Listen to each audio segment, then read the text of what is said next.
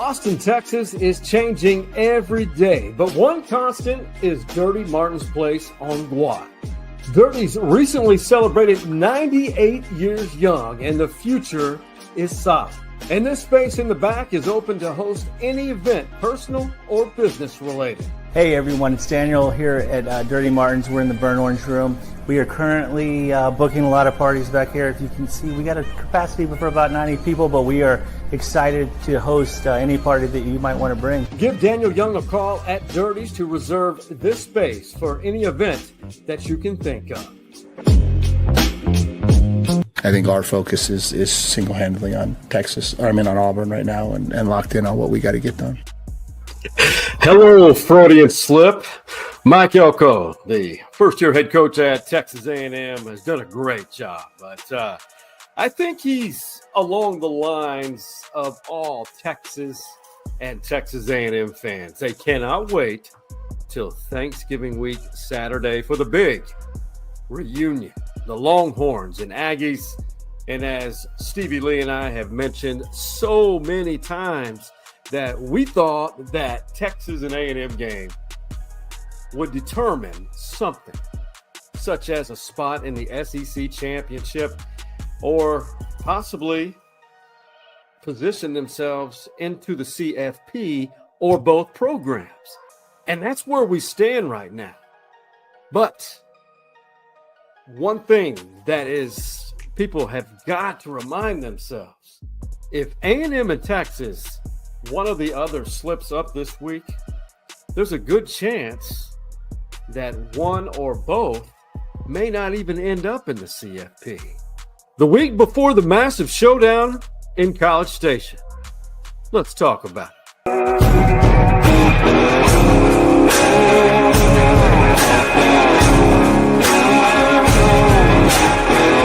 They've always played great defensive football.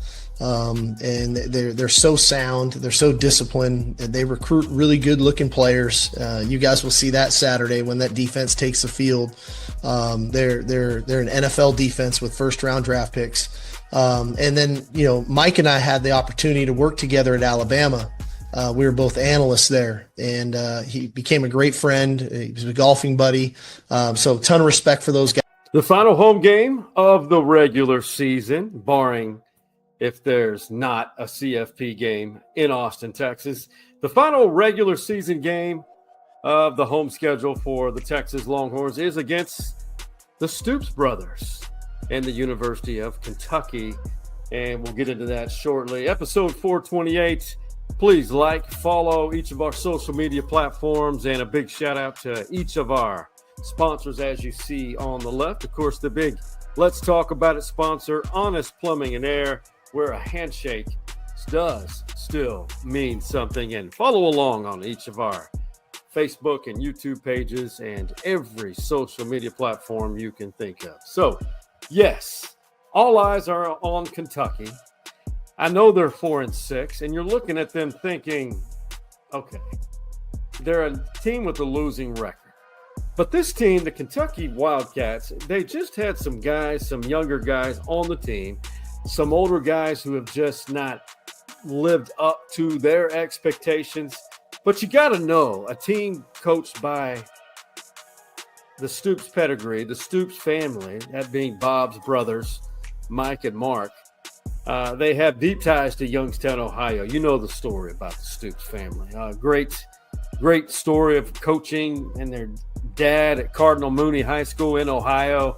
But, Kentucky's done pretty well under Mark Stoops. But this year, 4-6, I'm going to go ahead and say that I think there's more pressure on Texas, but you could say the pressure's on Kentucky because they need to win their last two games of the season to become bowl eligible. And it means a lot more, but it also means a ton for Texas because a slip up against Kentucky, there's so much pressure riding the outcome the following week. And Texas, a loss at home to Kentucky could very well end their CFP hopes. Potentially. There's a Texas Longhorn tie. to the Kentucky Wildcats. Jay Boulware, he was part of that 1991 signing class that included Jason Reeves, Corby Brooks, a lot of great guys. And Jay has been coaching all across America, including Oklahoma. And I texted him, I just texted Jay, who happens to be a Stories Inside the Man Cave VIP alumni. I jokingly text, how many teams have you coached to face your alma mater? Jay Boulware, one of the class acts of college football, great coach. He's a special teams and running back coach for the Wildcats, and he knows a lot about the SEC because he coached with Gene Chizik at Auburn as well.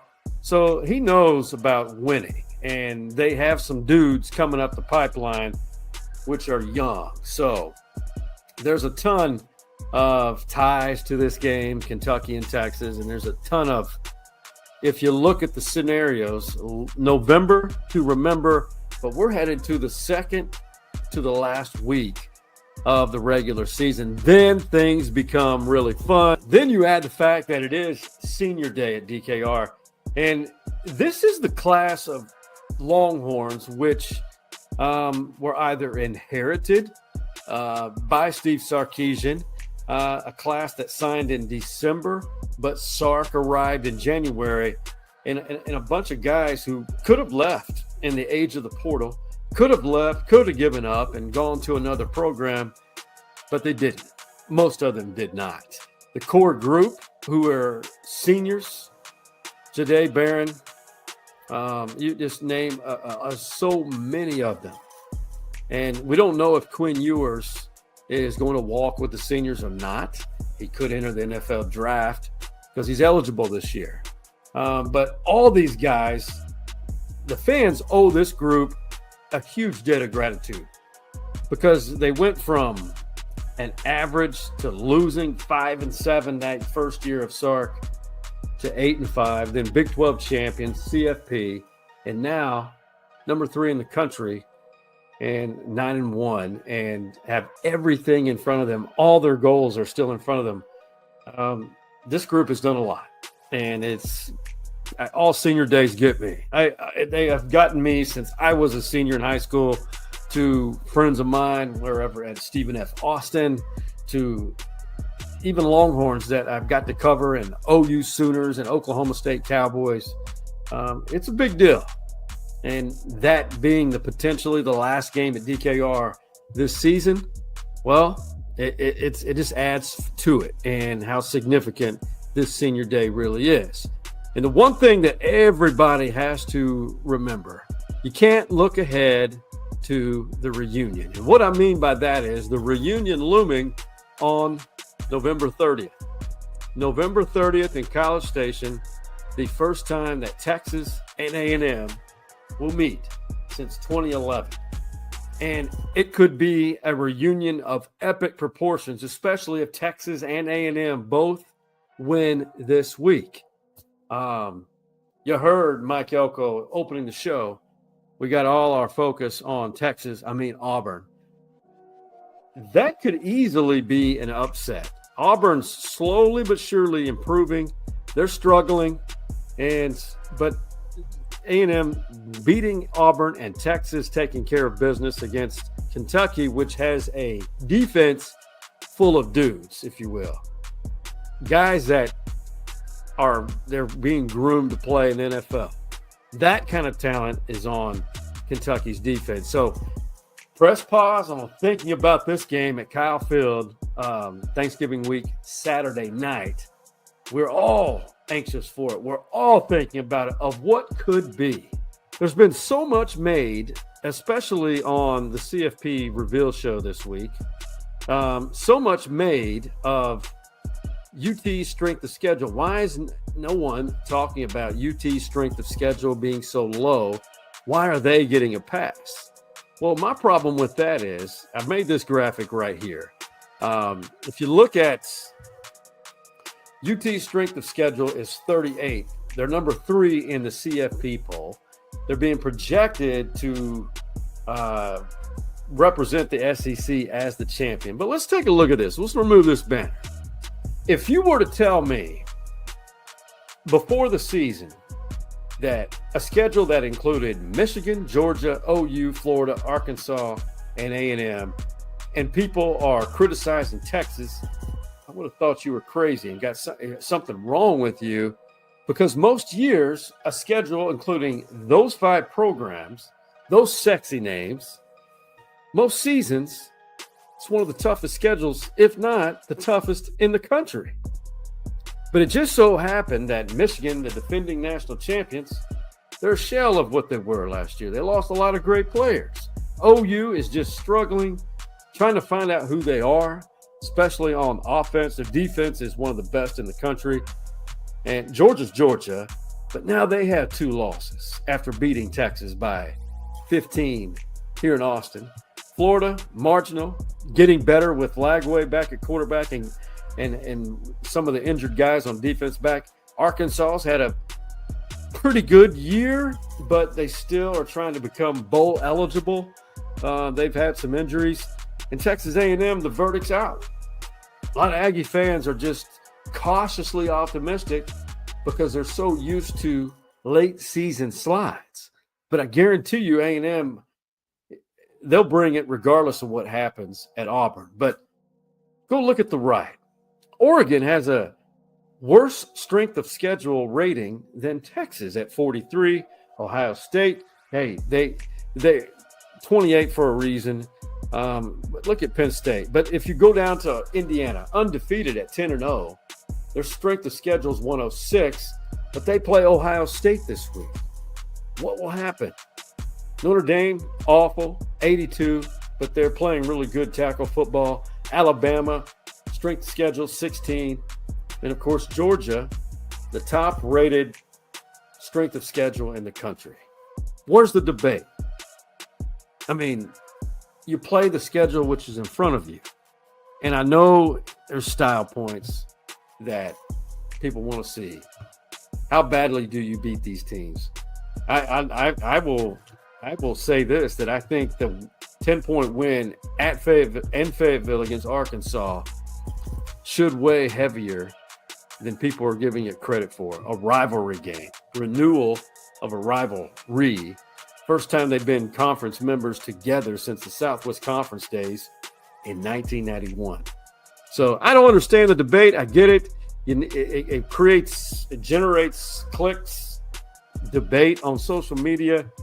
But that's why you play out the schedule you have, because if Texas runs the table, all this won't matter. But if they slip up in one game, then we've got a debate to think that Texas, do they belong in the CFP or not? And this is the reason why I say allow things to play out. I know we get excited for all the polls, in particular CFP reveal every week, but there's so many games that are weighing heavy, which will dictate what happens. Every week becomes more and more important. So here are the Week 13 games that I think have upset potential. We'll start in the bottom. SMU's on the cusp of the top 12 and could leapfrog potentially Boise State into the top 5 highest-rated conference champions. Virginia out of the ACC. You don't know what you're going to get out of them, but they're playing in Dallas. That could potentially be an upset and ruin SMU's chances of going to the CFP, but a great season nonetheless. And we talked about it. A&M on the Plains in Alabama at Auburn. I think that has upset potential all over it because there's so much pressure on A&M to win, to set up that showdown against Texas. And Auburn's just trying to earn bowl eligibility and have a respectable season. Colorado, you would think that they would steamroll Kansas. Well, Kansas has, ruined BYU's chances. Kansas is trying to become bowl eligible with wins here in the final 2 weeks of the season. That has upset potential. And look, BYU trying to stay in the mix, a huge Big 12 showdown, 2 ranked teams, BYU in Tempe, Arizona, and all eyes on Columbus, Ohio. Number 2 versus number 5. is Indiana for real? If Indiana drops this game, how far would they fall?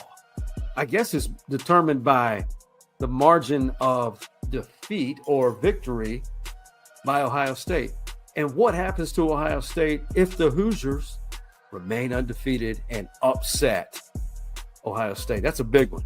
There's so many what ifs, and that's what makes this so great, college football. Every week is amazing. All right, let's take a quick break and honor the people who support this podcast, our sponsors and our partners. We can talk a little bit about local high school football. I'll see you on the other side of this break. Honest is a strong word, and we all need honesty when it comes to plumbing and HVAC needs. Somebody who will take care of the repairs efficiently and with quality. Honest Plumbing and Air is who I trust, and they take pride in that word. Honest Plumbing and Air, where a handshake still means something.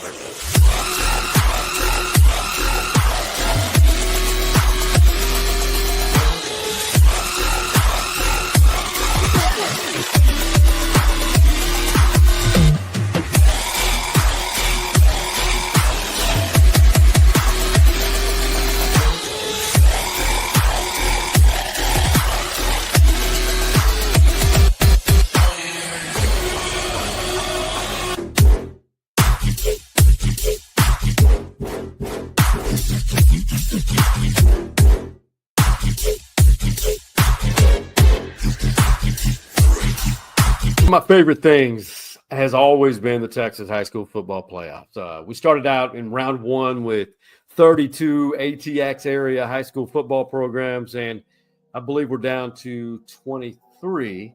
And it looks like Lake Travis, Vandergrift, and Westlake are on a crash course in both the 6A Division I and Division II brackets. It's going to be a lot of fun. I mean, this is always so much fun. Then you've got upstart Bastrop making waves and doing a great job. Bastrop, I remember my senior year or my junior year in high school, they were 10-0, had extreme talent. That was 1989, 1990. And of course, Pflugerville, Charlie Taylor's Pflugerville Panthers and his son. It's a great story there. There's so many great stories.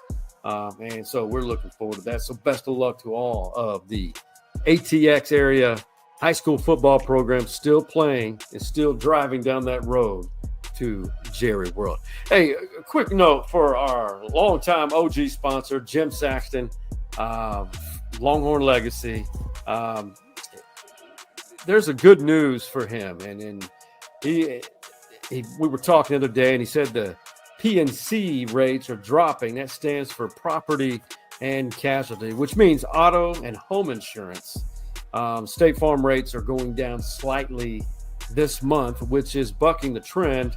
Because if you haven't looked at all of your insurance premiums, what you pay monthly, skyrocketing. So give Jim Saxton and that team a call to not only get quotes, but to switch your insurance, because we're at a stage right now of we need to figure out ways to save some cash, save those ducats, especially it's the holiday season. Give yourself a gift and call State Farm, Jim Saxton, State Farm.